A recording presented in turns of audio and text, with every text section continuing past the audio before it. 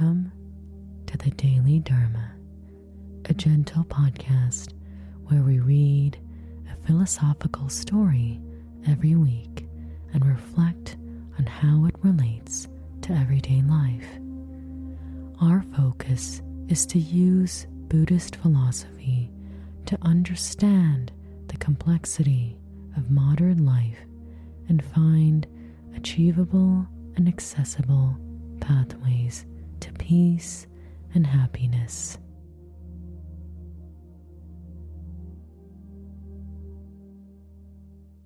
Hi everyone, welcome to the Daily Dharma. In this episode, we'll be talking about how we can learn to process failure. And the story that we'll be reflecting on this theme is called Flavors of Failure, and it comes from the book Zen Stories with Master Seiji by Daiki Shimada. Here is how the story goes. Seiji noticed his young neighbor, shoulders slumped, walking by his window early in the morning. Later, when they crossed paths near their mailbox, Seiji couldn't help but ask, "Have you had a tough day by any chance?" The neighbor sighed. "Well, I failed my driving test. It's just been one of those days, you know." Seiji, ever the pillar of calm, offered a smile. "Why don't you come over for lunch? I'm trying my hand at something traditional. It might not be gourmet, but it's food, and company might just be the ingredient it needs." The young man agreed, curiosity piqued more than his appetite. In Seiji's kitchen, the scene was one of hopeful chaos. The dish they ended up with was a far cry from what it was intended. Soggy where it should have been crisp, bland where it should have been flavorful. Seiji serving the dish with a flourish that was the opposite of its appearance couldn't hold back a grin.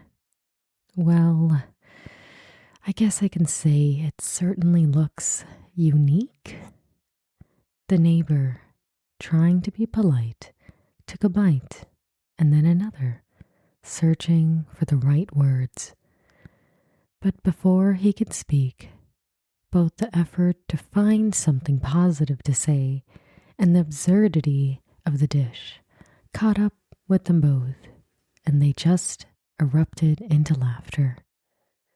Between chuckles, Seiji shared, "You know, once I tried to fix a leaky faucet in the temple, and I ended up flooding the kitchen.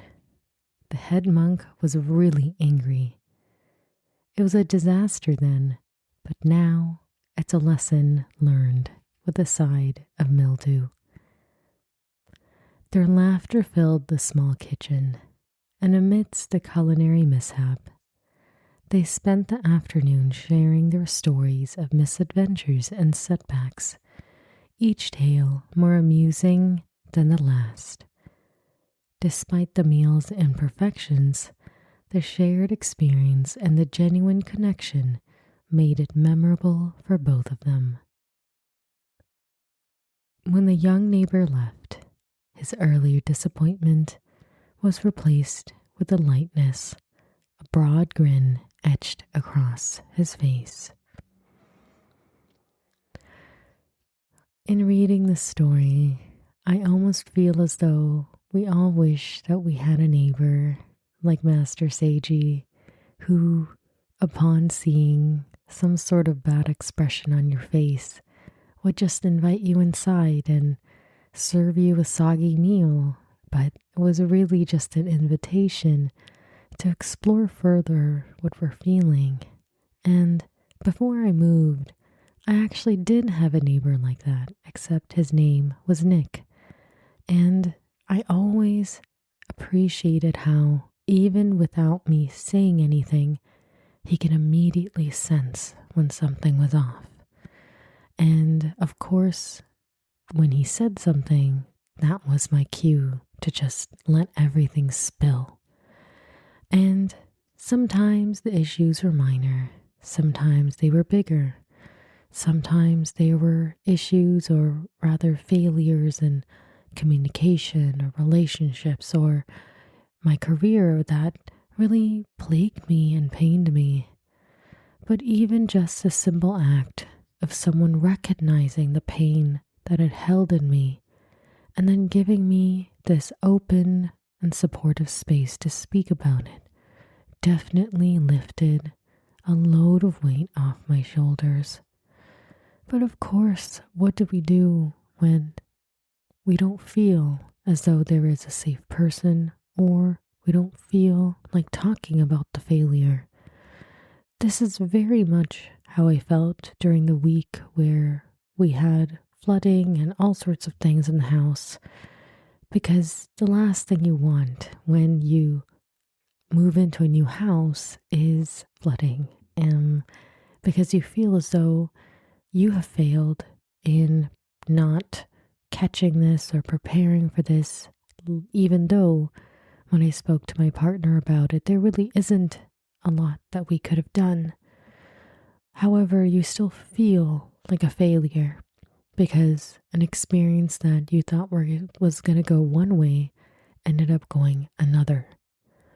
And initially, I simply just held that stress deeply balled in to my chest because I was so tense I couldn't even speak about it.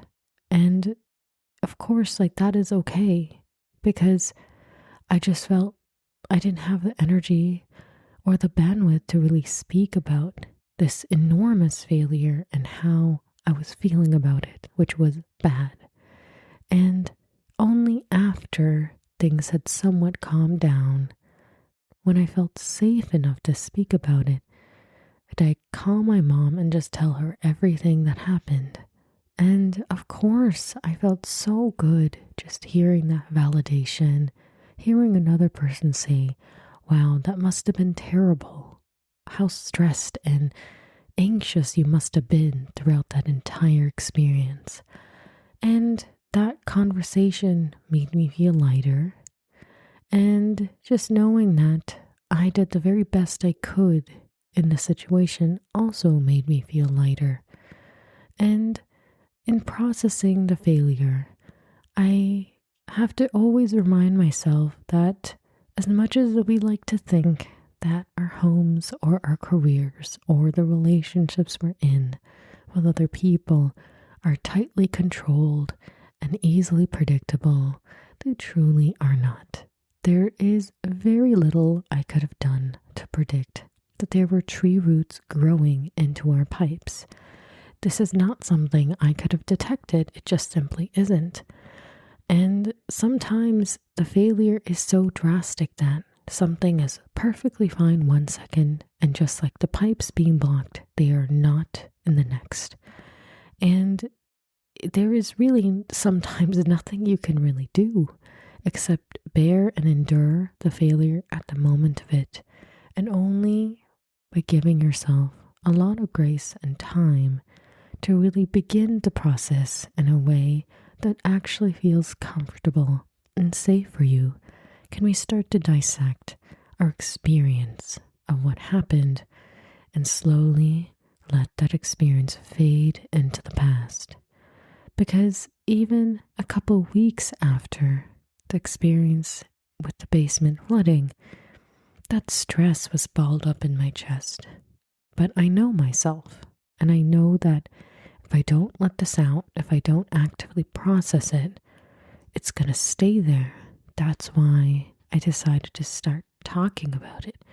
And boy, did I talk. I told everyone I knew about this experience, and so many people were so kind enough to listen and to be supportive. And overall, at this moment in time, I feel as though I'm safe in my home and this is behind us. And for the most part, if something like this happens again, I am more prepared because of what we experienced earlier. And I think with failures, it's inevitable that it's going to hurt. If you anticipate it, well, then it'll hurt less.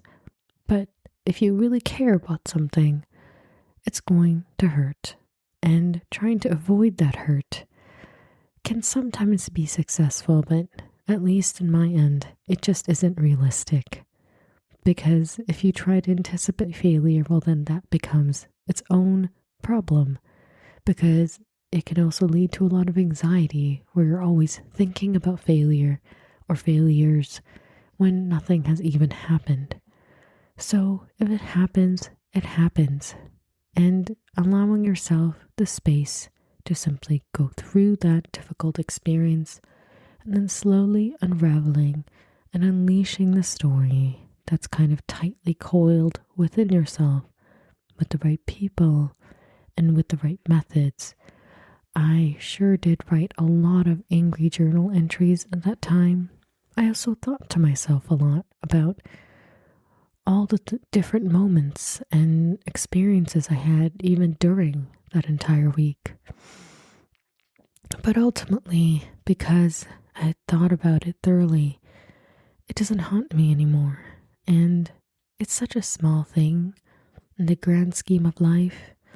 But I think it's kind of an example and a microcosm of how when we actually accept that life is full of failure and that failure will happen, we could simply learn to process it in a way that is healthy and that is also kind to ourselves. Because I'm so not a fan of rituals or methods where failure becomes a punishment, but I'm much more in favor of rituals and essentially habits that allow failure to simply blend into the fabric of life and for it to become maybe a learning opportunity for yourself, but something that is done gently. So a gentle learning opportunity for you to have a deeper understanding of yourself, of life, and just have a little bit more information for the future, if that happens. Thank you so much for listening to this podcast. May you have a beautiful, safe, and joyful week ahead of you. And if you have any thoughts or questions you'd like to share with me, please email me anytime at dailydharmapodcast@gmail.com. Until next week.